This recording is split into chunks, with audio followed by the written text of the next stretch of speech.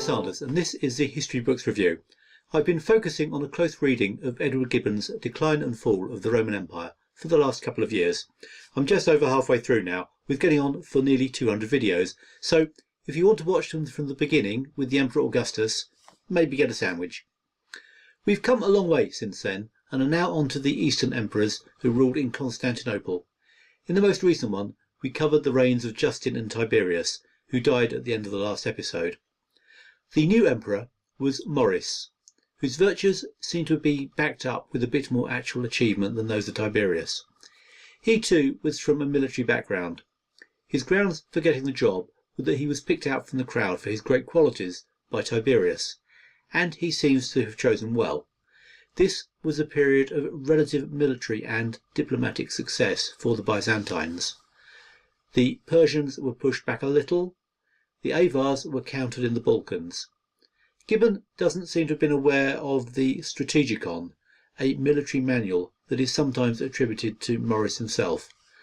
Like all such pleasing historical details, the tedious attention to actual facts of professional historians has cast doubt on whether this was indeed the case, but there is no doubt that Maurice was an effective general, so even if he didn't actually write the book on the subject, we can at least conclude that he would have been able to, had he put his mind to it.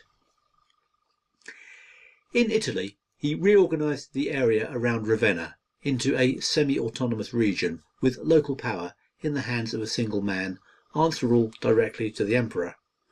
This enabled a much more efficient response to the threat from the Lombards. The official was known as the Exarch, and the region as the Exarchate of Ravenna. At its founding, it covered about a third of the peninsula. But Maurice was not able to re-establish Byzantine control over the whole of Italy. In particular, Rome was left to the mercy of the barbarians. It wasn't inconceivable that it could have vanished altogether, like ancient Carthage or Babylon. But there was still one thing that marked Rome out from all other cities. It was the seat of the Bishop of Rome, who claimed authority over all other bishops, and by extension, all Christians worldwide. The Pope was box office. He drew people in, and he had influence. There was no longer an emperor or a senate, but as long as Rome still counted spiritually, it still had some clout. Indeed, the papacy was probably a lot stronger by not having to compete with an emperor. Over time, there was a tendency for the popes to fill the power vacuum left in the West by the collapse of the empire. This made them a lot more worldly and ultimately undermined some of their religious prestige. In fact, the role of the church was to be a key historical theme of the medieval history of the continent. But for now, the popes were probably a net benefit to Western Europe, and most certainly were for Rome itself. A lot depended on the character of the Pope himself as a man at any given time, but chance had it that one of the most impressive men to hold the post happened to come along at the point in time where it was most valuable.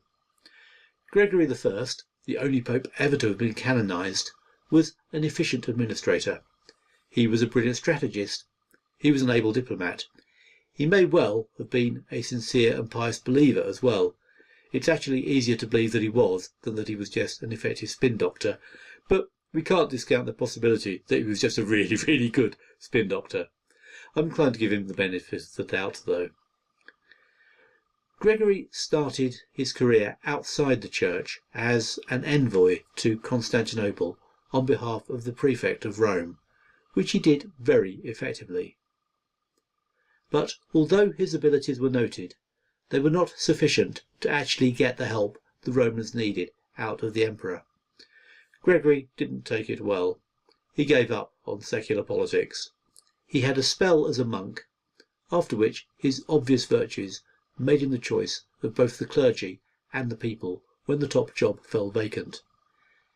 The only person who didn't think he was a man for the role was the man himself. His modesty was so great that he ran away and hid alone in a forest to avoid it. Modern headhunters will confirm that the best hires are never the easiest to sign up. But his location was given away by divine light. So with heaven throwing in the vote, the reluctant penitent became the pontiff. Gregory was the only pope who got a good press in the England I grew up in. He was the man who sent a team of monks to Kent to convert the heathen Saxons to Christianity. The story was that he saw slaves on sale in the market in Rome with blonde hair. He asked about them and was told that they were Angles. "Non Angli, sed Angeli," was his comment. Not Angles, but angels. There was a joke translation which went, "Not Angles, but Anglicans." It was funny at the time, but I think you probably had to be there. His compassion for the unfortunate lost souls who were beyond the reach of the Church's offer of redemption was all the motivation he needed to do something about it. But having said that, the expansion of the Roman Church into England was very much the kind of strategic move that Gregory was good at identifying, and was implemented with the attention to detail for which he was famous. And it also shows his people skills in that he was able to find a suitable person to get delegated to. The conversion was put in the hands of Augustine, a top-ranking monk and another able administrator. It was certainly a tough gig, but he pulled it off and became the first Archbishop of Canterbury. The Anglo-Saxons at the time were still largely pagan, but there was a local Christian church in the parts of the island still controlled by Celts and Romano-Britons. It was the latter that were more of a threat. It isn't hard to imagine the island as a whole coming under their sway and creating a religious setup independent of the rest of the continent. Indeed, exactly that was to happen 1,000 years later when Henry broke from Rome and set up the Anglican Church. If you didn't get the joke the first time around, and if you're not English, you might well not have done, you should be able to work it out now. The Church of England is an unremarkable religious organisation in many ways, but it does have the rather unique feature of having been founded by an Act of Parliament. The Church is headed by the monarch, so the UK is, on paper, a theocracy. This makes the Anglican Church very much the church of the establishment. Anglicans are not just the adherents to a particular faith, they're a particular kind of English person. But I digress. Despite having been taught about Gregory at school, I was rather hazy on the details of his life and had to look them up. I discovered that Gibbon's account simply assumes we know them. He leaves out his background, that his grandfather had been the Pope before him. He doesn't tell the most famous story about Gregory. He is supposed to have visited the camp of the Lombard king, a particularly vicious example of the class, according to the story, unarmed and unguarded, and obtained a promise that Rome would not be attacked, and he did all this by pure force of character. As I've said before, attention to detail was one of Gregory's hallmarks, and he was particularly attentive to maintaining the goodwill of the inhabitants of Rome. This provided the groundwork on which the Papal States were founded shortly afterwards, and which would provide the papacy with some much-needed secular security. He was also attentive to the needs of his flock. He once penalised himself on account of a beggar dying of hunger in Rome. He also used diplomacy backed up with some force to keep the Lombards in check.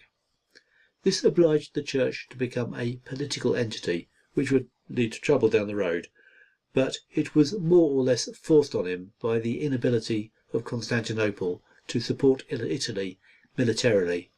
There wasn't really much else that he could do. Gregory is, as I've said, the only pope to ever have been canonised. Whether that is justified on a spiritual basis is not really for me to say, but he certainly made a difference historically. I don't think it is impossible that without St. Gregory, the Catholic Church might not have become the dominant force in Western European culture from around this point right up until the Reformation. Basically, he is one of the most significant figures in European history. Next week we'll be leaving the troubles in Italy. There are also troubles in Persia to look at. I hope you can join me for that, and in the meantime, thanks for listening.